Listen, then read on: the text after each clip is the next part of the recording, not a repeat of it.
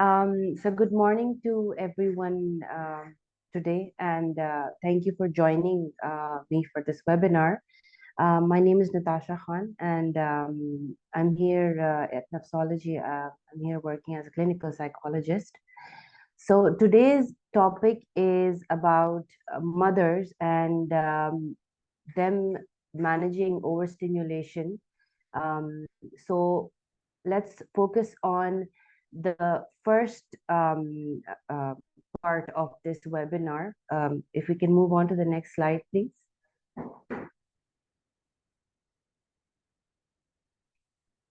So it's about when overstimulation happens. So all mothers, they have to manage 100 things in their daily routines. They get this a very uncontrollable load of daily tasks every day. And what happens is that when they are unable to cope with that load and they're not able to handle it, then they start developing burnout, which is basically overstimulation of their mind. So what happens is that this overstimulation basically is from three different areas. It could be from your environment, it could be coming from your children, and it could be coming from your daily tasks. So your environment could have different situations. You could be a stay-at-home mother, you could be a working mother, you could be a part of a nuclear family, a joint family system. It even depends on the if you're living in a city or you're living in a country, urban areas, rural areas. Um, you might even be, living at home with, with members of your family who are disabled. So that's the sort of environment that you live in. Then the second is your children. So children, this plays a really important part of this overstimulation in your daily life, because it could range from your children being of the ages of newborns to teenagers. So it's not necessarily important that if your mother who has very young children, then and only will you be dealing with this condition. You could have this overload of sensations from even teenagers that live in your house, Um, Thirdly, it's also dealing with your daily tasks. For example, if you are responsible for the morning breakfast, for everyday lunch, everyday dinner, you're responsible for your children's school projects, their school work, their laundry, their chores. Basically everything is dependent on you. That's when you get overstimulated at the end of the day, because you don't get enough time for yourself. There isn't you in the picture. So this is when overstimulation happens, when you are unable to cope with more than you can handle. I'll give you a small example of this. If you take a plastic shopping bag and you put way too many items in it, eventually that plastic bag is going to start becoming thinner and thinner until it tears from the bottom and all your grocery items are going to fall off. So it's basically putting way too many eggs in one basket. So now let's focus on why this happens. We know when it happens, but why does the overstimulation occur? So if you could move on to the next slide, please. So this is just a small this saying from Dr. Laura Markham, who says that your most valuable parenting skill is learning to manage yourself first. So the concept is that if you are not well and you are not in your right mind, physically, mentally, obviously is the factor that even sometimes will have a result on your physical ability. Then you won't be able to give your full potential to your children. So that's what she means over here. So next slide is about why these symptoms occur. So why does it happen? When, okay, we know when it happens, but why does it happen? It happens because because of all of those factors, you aren't able to sleep. So, maybe you get 5 hours of sleep, 6 hours of sleep. This is especially true to mothers who have newborns, because they wake up 5 to 6 times at night, and even during the day they have, they might not be feeling well, or there are 100 things that are related to newborns. So those mothers, they have this problem of not being able to sleep well. So when you are not sleeping well, then definitely you have fatigue as well. So lack of sleep. Then secondly, it's too much noise or activity. If you have a house packed with teenagers and toddlers and children, some are playing, some are watching TV, they're playing with their toys. Um, they have loud music on, there's arguments going on. That's a lot of stimulation coming to the mother on a daily basis, right? So that is also one of the the symptoms. The symptoms occur because of this. And then thirdly is multitasking. I think all mothers are quite familiar with this. Is It's when you're cooking and you're also taking care of your baby, and you're also taking care of your laundry, and you might even be taking care of, being a staying at home mother, or maybe you might be having a meeting as well on the phone. So this is multitasking. um, and then we have, uh, the last one is when you're done with everything in the whole day, at night you have this feeling like, I wish my day was more than 24 hours, and it was, a 26 hours day. If I could just have 4 more hours, I might do that thing, I might do this thing. So you're always feeling like there's not enough time in my day to accomplish all my goals. So now let's move on to the next slide, please. So we know why these symptoms occur. I think it's always better when you know what the symptoms are, so you can pick out when you're having an overstimulated day. Okay, I'm going through these symptoms, so this is what's happening to me. So a lot of the moms will be quite familiar with being irritable and angry. It's called mom rage. When you are screaming at your kids, or they might not have done anything, or maybe they might have done something, but it might not be that intense, but you have this crazy amount of anger built up inside you, and you're just screaming and shouting at your children. That's called mom rage. Okay. And you obviously, when you get angry, you say things to your child, or you might even do things, and then what happens is you will feel guilty about it. You will start realizing, or not realizing, but rather feel guilty about it. And you start questioning your own methods. You start questioning you becoming a mother. Am I a bad mother? Then the third one is touch sensitivity or aversion. Now, this, a lot of the mothers, they feel this towards their husbands. When you've had a very hectic day and your husband comes home and he wants to sit down with you, or maybe give you a hug, or just sit with you, the mothers will get very annoyed with their husbands, and they don't understand. They're very confused about their feelings. It's like they want to sit with him, but at the same moment they're like annoyed at as well. So that's called that sensitivity or aversion, because you're with your children the whole day and you're taking care of them, so you just want to be left alone, or you feel annoyed because you're like, I want me time. That's the only reason for this symptom. The fourth one, fatigue. That's an obvious kind of a symptom. Every mother goes through it. You're exhausted because you're doing more than the required amount of chores that one person can do in a day. Then you feel anxious and stressed out because of all the guilt, because of all the mom rage, because of all the feelings of aversion and fatigue.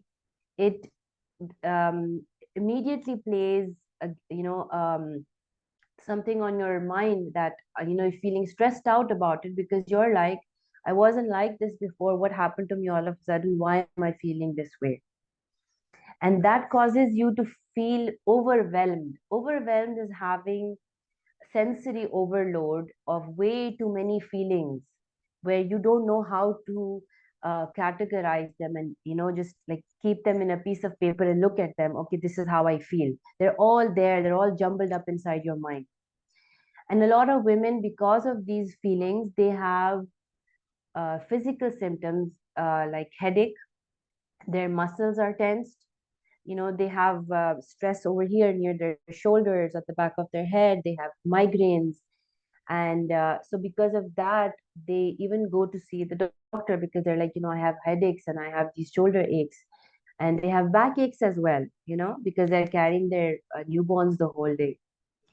And because of all of this, it's very difficult for mothers to focus, make decisions, or even complete a task. You might be sitting and you might decide to fix the cupboard, and all of a sudden you don't want to do it anymore. You might just leave it in the middle. You might want to do the laundry, and you might leave that as well. It's because you are so exhausted, and you're making decisions the whole day for your children, for your house, for your office, that you don't want to make decisions. And if someone comes to you and asks a question, let's say your child or your husband, you will get irritated. You'll be like, stop asking me questions and go figure it out yourself. And you won't be able to focus. You won't even be able to sit. And a few years ago, you might be able to sit and watch a TV, a show, a movie, even complete a book. But now you're having trouble concentrating or just even relaxing and sitting, looking out the window. So all of these symptoms are caused because of your overstimulated mind. So now let's move on to the next slide, please. So triggering situations. Now that you know that, when this condition occurs, why it occurs, and you kind of know the symptoms as well. You might even be wondering if you have it or not. But at times, suddenly you're okay the whole day. You know something is happening, but there's that one moment where all of a sudden you kind of explode, and you're wondering why it happened.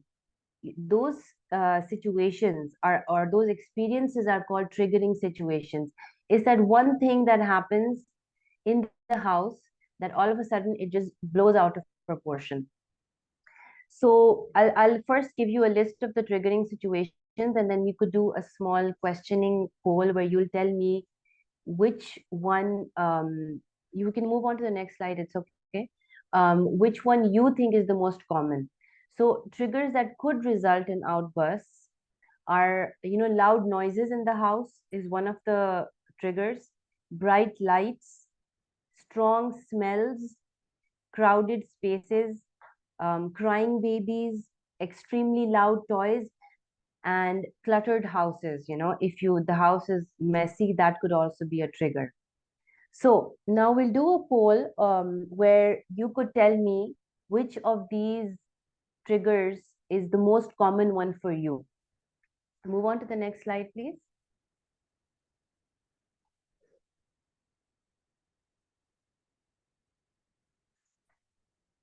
So we'll wait for you to do the question, and then we can move on to the next slide.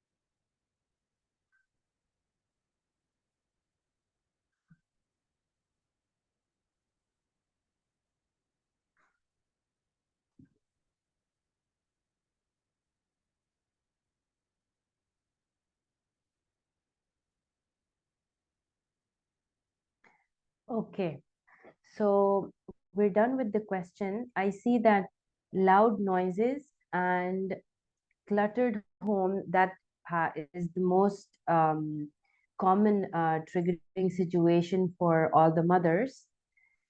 So why don't we start with just, you know, loud noises? We'll move on to the next slide, please. So, what can mothers do, and what is the solution? So now that everyone has told us that loud noises and cluttered homes, they trigger your symptoms, and whatever happens at that time, you might have an outburst, or you might have you might feel irritated, or you might go through a mom rage. But what happens is, once that happens, a lot of mothers, they don't know what to do after that. Like, they then the cycle keeps on repeating. It'll keep on happening every day. But the mother doesn't understand that what am I supposed to do about this feeling? How do I create a solution for it? Because it's not only important that you know when it happens, why it happens, you know your symptoms, you know that you're getting triggered by this, but what are you supposed to do about it? So let's talk about what you can do to help you out with this sort of overstimulated mindset. So how it works is, um, you've spent an exhausting and chaotic day, okay? And suddenly you see your children's toys scattered around the house. There's screaming, there's food spilled everywhere. Your teenagers haven't fixed their bedrooms. You could be a stay-at-home mother, you could be a working mother as well. Even, you have had an exhausting day as well. And all of a sudden you have this built-in mom rage, and you just want to burst, on everyone, and scream and shout at everyone. And obviously you start screaming at them, and that could cause mom guilt. It could give you a headache, and it could even get you annoyed towards your husband when he comes home, because he doesn't know what's going on in your mind, but you are annoyed at him because you have had to go through all of that. So this cycle is what happens usually. But where are you supposed to break the cycle is just before your mom rage. And when you see your children's toys, or when you see a triggering situation, that's where you can pick out that, okay, I'm having a triggering moment because I was exhausted, because I was feeling a certain way. This is where, these are all the solutions, these are all the steps that I can use, these are all the techniques, these are all the self-care methods I can use, so that I don't go into that loop, into that cycle, and I can break it. Okay. So this cycle is basically meant for you to understand where you're supposed to break the cycle. So in the next slide, let's move on to the three kind of techniques categorized into what treatment fits you the best. Based on that, you can always, find a solution for yourself. So it's self-care is about prioritizing yourself. It's about how can you help yourself to get your own self-esteem and your self-concept back, because a lot of mothers, they tend to forget their own concept, who am I. Then you have stress reduction techniques, and then third one is basically seeking support. You can ask others for help as well. Okay, so let's move on to the first type, which is self-care. So self-care is giving the world the best of you instead of what is left of you. That's by Katie Reed.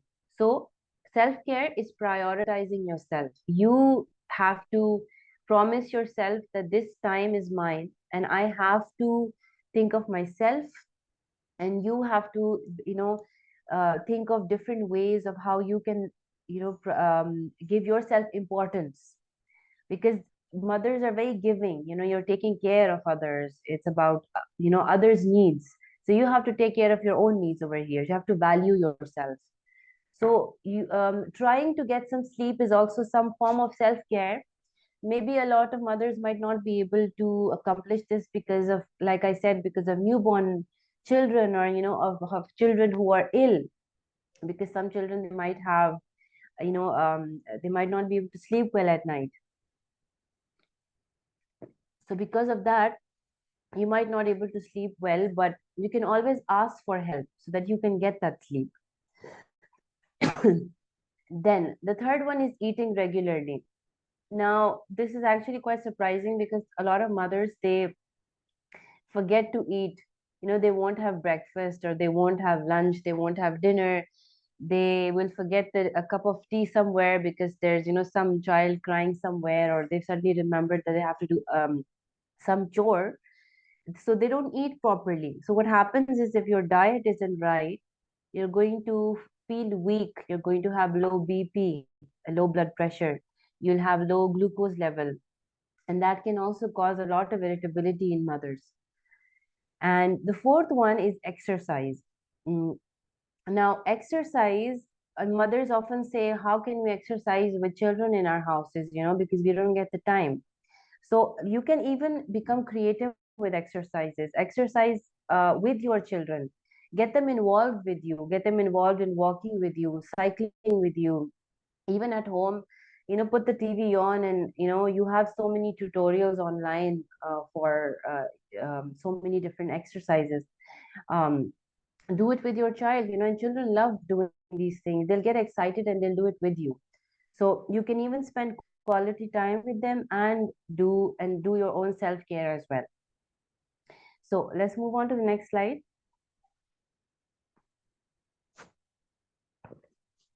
Now the next one is about setting boundaries.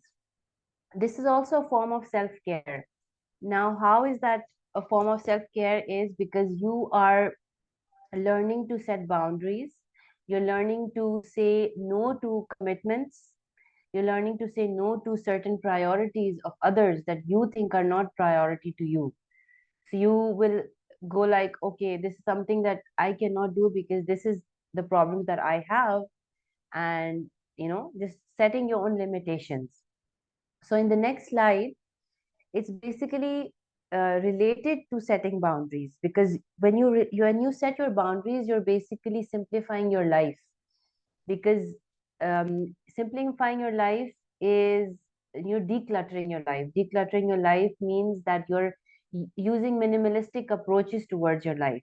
A lot of women have a lot of things in their houses. They'll have extra stuff kept in their house. Their living rooms are packed, their pantries are packed, their kitchens are packed. So if you try to remove things that you haven't used a whole year, and try to make it simple, because children make a lot of mess, teenagers make a lot of mess. Even if your their bedrooms are decluttered, that's going to help you a lot with your own mind, because when you declutter your physical things in your life, it helps you with your own mind as well, and your mental health. And then simplifying your schedules is also another technique. Is basically you scheduling your other priorities based on how much you can fit into your calendar. If you cannot do more than 4 or 8 hours of something, then you should be able to tell the other parties that I cannot fit this into my schedule, because it's just complicating my matters more. So basically, making less commitments, and scheduling your life is very important with children. Even though I know children are very unpredictable, they'll sleep today and they won't sleep the next day. They'll nap at a certain time, the next day they don't want to nap. But even within that unpredictability and that chaotic routine, try to set up routine as much as possible, because children, they work on routine. They like to have someone tell them, even though they don't listen to you. But this is how children are. They only work on schedule and routine. If you don't set their nap times and their snack times, and when they can have screen time, unless it's an emergency, then they are going to do whatever they want the whole day. So the next slide is downtime. Now, downtime, this is also a lot about self-care. Downtime is about you spending time with yourself and just relaxing. Downtime is you trying to sit down and without any movement, without any thought process, you're just focusing on something else at that time. And that something else is something that's beneficial to you. So it has to do with reading. You can finish that book that you've been wanting to finish since a long time. You can watch something interesting on TV. It could be a documentary, it could be a movie, it could be anything that you want. You could even take a relaxing bath, a bubble bath, or you could set up candles and watch something on your phone in the bath. And the fourth one is just sitting quietly and doing nothing. Maybe you can even just watch your children play, because what happens is that when your children are playing, mothers usually are doing other stuff as well. But if you're feeling very stressed out at that time, just go sit down on the sofa and watch them play. Don't do anything, because that's also downtime. You're sitting quietly and then watching them instead of doing something in the background, and that's what's causing you that overstimulated set of mind. Next slide, please. So emotional regulation is for you to help you with your stress and your anxiety. So power of deep breaths is also very beneficial. Power of deep breaths is basically trying to set your breathing movements, because it helps you to sort of relax a little bit. You can sit down in your room for 5 to 10 minutes and do deep breathing. Then we have mindful practice. Mindfulness is you trying to focus on one thing. Like if I'm sitting right now, I will try to focus on the quality of my chair or the feel of the table, or you basically make all five senses work, and you try to feel everything because a lot of the times while doing an activity, we don't really know that we're doing it. We even forget that we've done it because we're thinking about 100 things. But mindfulness is actually focusing on that one thing only and feeling all five senses at that moment. And then third is journaling.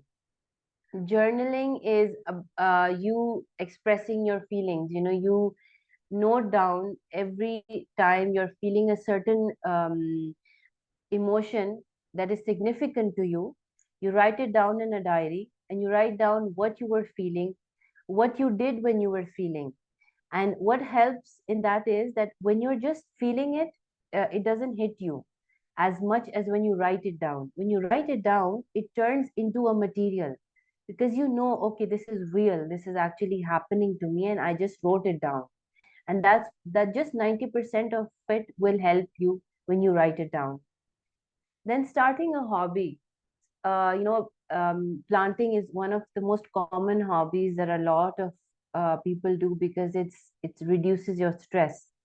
People start knitting, people start blogging.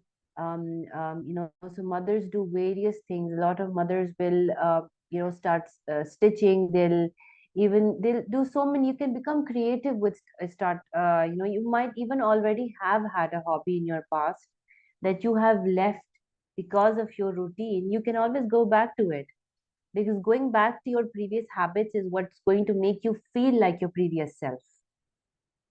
Then taking a course. You can take a course in, there are a variety of online courses these days. Even if you are unable to physically go out and take a course, you can do it from your home. Now, in these situations, a lot of mothers might think, okay, I need support because how am I supposed to take a course while I'm taking care of the house? Well, that has a lot to do with you prioritizing yourself. If you think that yourself is important, you will find a solution for it. And you have so many different choices that you can go to, so that you can, do that one thing that's going to bring back you into the picture. So the next one is you don't need to entertain your kids all the time. That's one of the most common concepts that a lot of parents have, that they have to entertain their children 24 hours. So they'll try to take them out. They'll buy them 100 toys. They'll buy them different activities. They'll have play dates because they're always worried, oh my God, my child is bored. But children don't actually get bored. Even teenagers, they don't get bored because parents who over entertain their children, they basically bring up children who don't use their imaginations.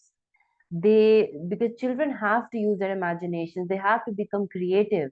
A bored child will always think of something to entertain themselves. They'll start playing with random objects.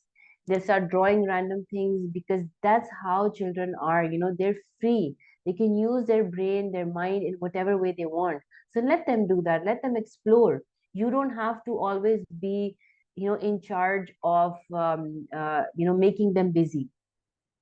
And then in times where you feel like right now, I really need this 1 hour for my child or for my children to sit and, not disturb me, you can allow screen time for emergencies. And but always make sure that that screen time is something productive. They're watching something that, you have controlled and you have put on, and you know that this is something that's going to help them out. Okay, next slide. Okay. Now, asking for help. Now, this is one of the most saddest sort of technique for moms, because they don't do this. They won't ask anybody for help, especially the independent mothers who are working. Even the ones who are at home, they're also quite independent, but some of them, they choose to be at home.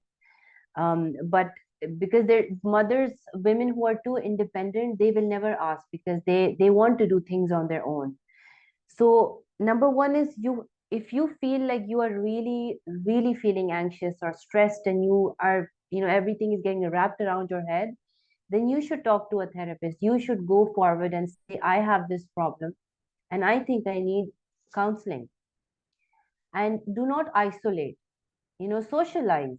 Now this is quite counterproductive to what I said earlier, that don't make commitments and say no to boundaries. You must be wondering, okay, over there we were asked to stay simple, over here we're asked to socialize. You have to learn to, stay in the middle. Don't turn into someone who's, in the corner somewhere, who doesn't have any friends, but don't turn into someone who's too social as well. It has to be somewhere in the between. So if you stay isolated and you don't talk to your friends, and you don't talk to your neighbors or your relatives or your family, and you don't share your problems with them, or you don't go for outings with them, because you will definitely have other mothers with this, same problems. They could share their issues with you, and that is what will help you out. It's a form of catharsis, because you are sharing your own matters with each other, and okay, I'm not alone. Basically, a lot of us feel like we're doing it all alone. We forget that the whole world has mothers, and all of them are going through this, and we have to form a support for each other. Then hiring a babysitter. Now, maybe you might not be able to hire a babysitter, for the whole day, or have a nanny, because we have our own situations. A lot of us cannot. But you can, hire a babysitter for an hour or 2 hours, just so that you can have those 1 or 2 hours for yourself, just making a priority for yourself. Even you and your husband going out just together, while the babysitter takes care of your children, is going to make a big difference for you, just once a week. If you do that, or maybe if you cannot do it weekly, you can do it every fortnight as well.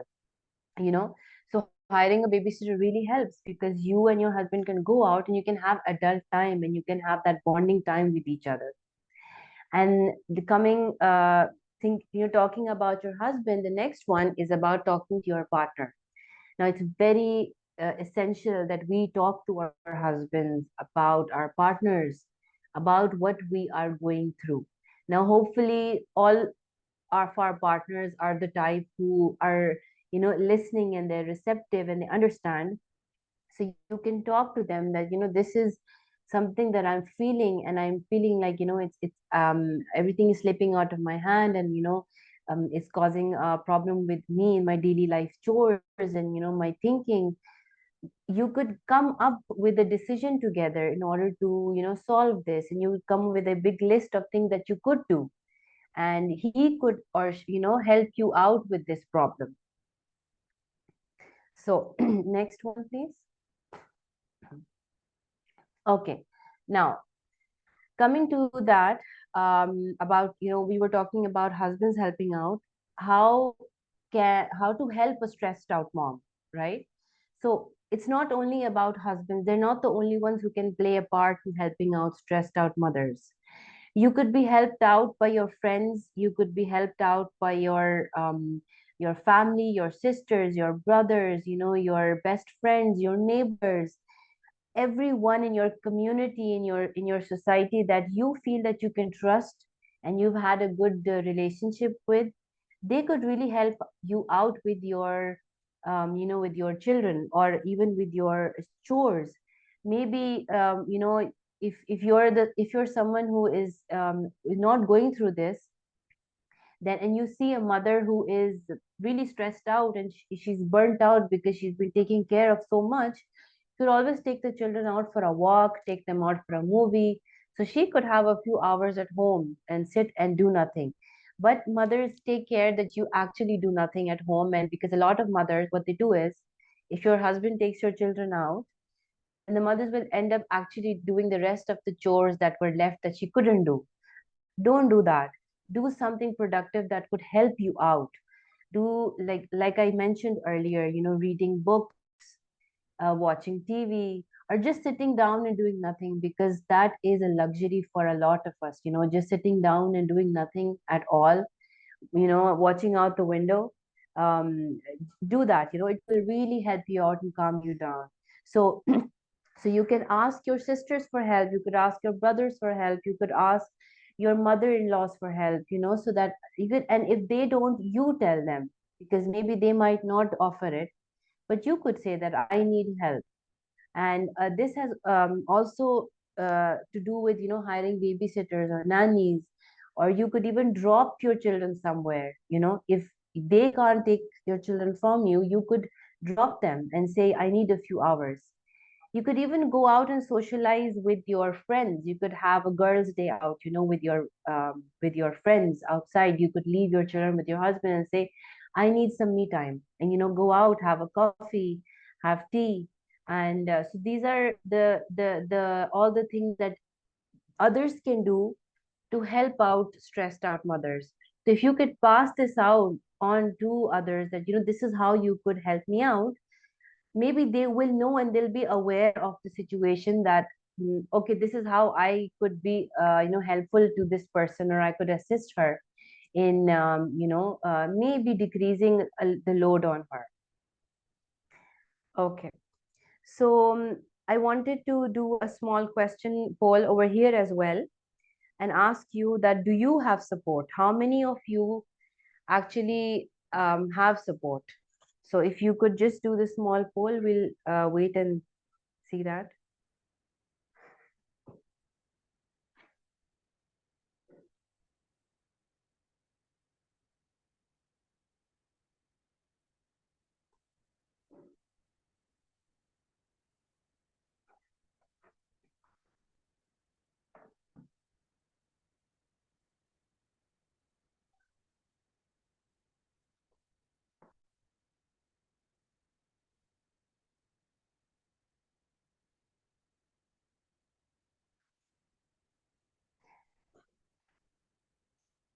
Okay, I see a lot of you do have support, which is excellent. That's really good that you guys, your mothers have help for your children. And the ones who are saying no, and the ones that are saying somehow, so the ones who say no, you could do all the list of things that I have asked you to do.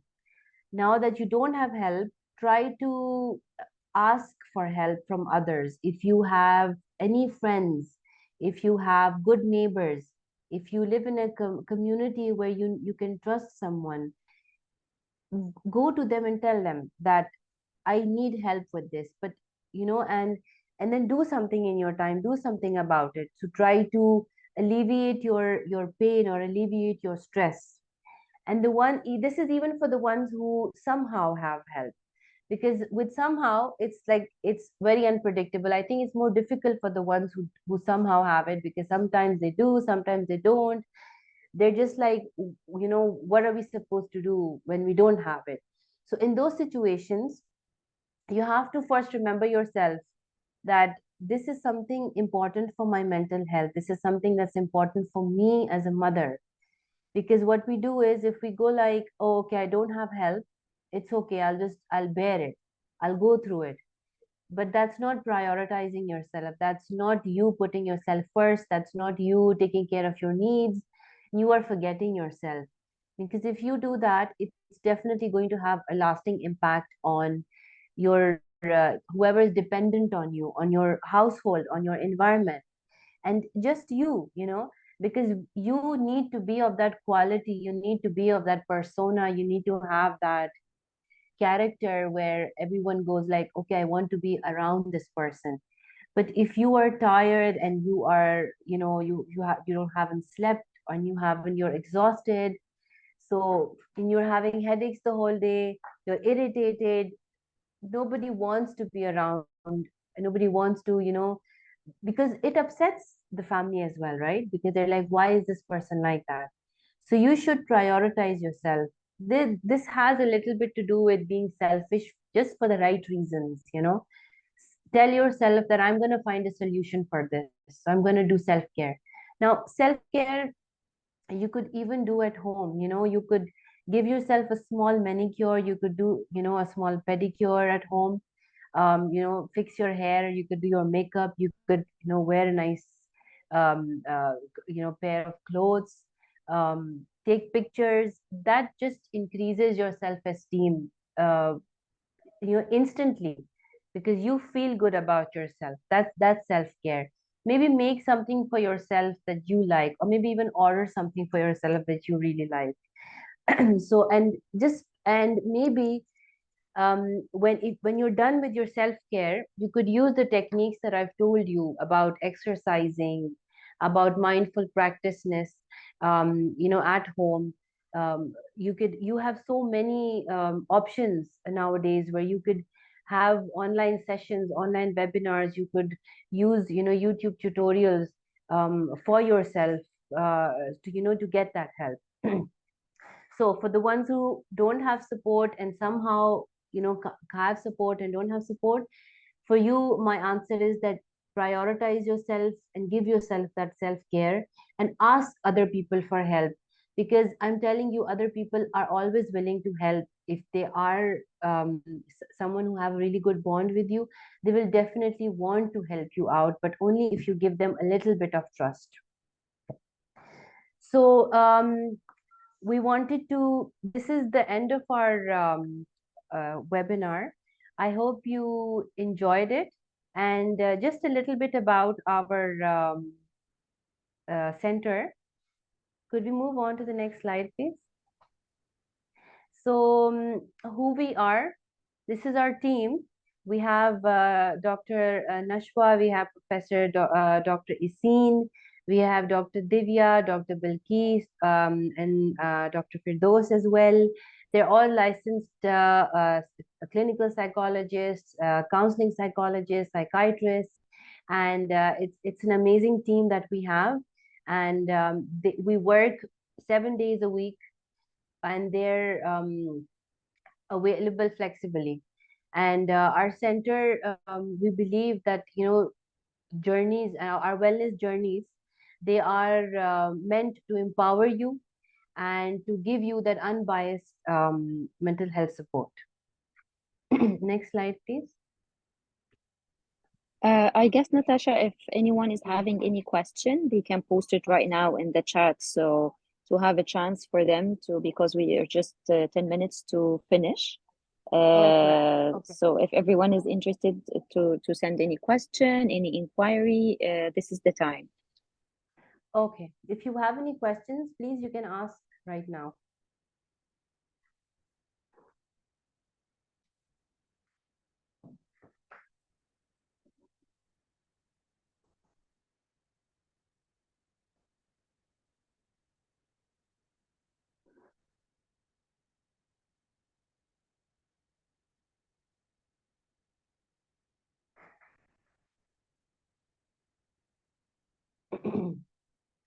So we have a question here which says, any recommendations for relaxation techniques? So for relaxation techniques, the best one is to do deep breathing, which is a form of meditation. Deep breathing is basically you sit in an upright position like this. You could sit on your bed, you could sit on your sofa, but let it be a place where it's quiet and it's just you. And it has to do with you breathing in through your nose, not through your mouth, only through your nose. And you inhale a large amount of air inside until your diaphragm completely goes in. And then once that happens, and it's to your it has your full potential, then you let it out through your mouth. Don't exhale through your nose. Now you do this for a couple of seconds. Don't do it a lot because you might get out of breath. Do this and it will definitely change the balance in your oxygen and your carbon dioxide levels, and that really helps you to relax. It will help you with your cardio as well. And another technique is definitely, you can use any of your own spiritual techniques that you already use.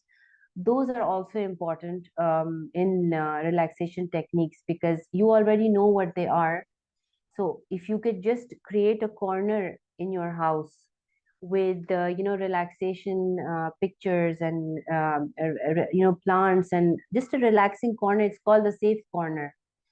That corner really helps you to maybe relax, do your deep breathing over there, and maybe do a few spiritual methods as well.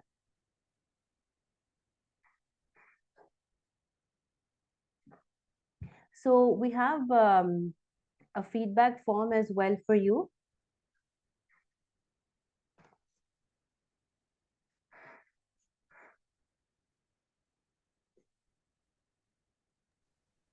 So the feedback form is already posted on the chat. So it will Okay. be great if you can click the link and just fill the feedback form for future events and your feedback about our current one. And at the same time, if you will just, when you will be leaving the meeting, you will be redirected to the feedback form as well. And it will be great to hear your opinion about our today's session and your feedback for future sessions that will interest you. And thank you so much for taking your time out as in your busy schedules to come for this webinar. It was a lot of fun talking to all the mothers here. And it was an amazing session, Dr. Natasha. And you have the contacts of Nafsology, our WhatsApp number, our email address. Should send to us any recommendations related to future webinars or future times that we will be interested in attending the webinar in. And we will be more than happy to cater for your needs at Nafsology. And thank you so much, Dr. Natasha, for today and for having this time in this very interesting topic. Thank you so much, Nashwa. Thank you. And thank you everyone else as well.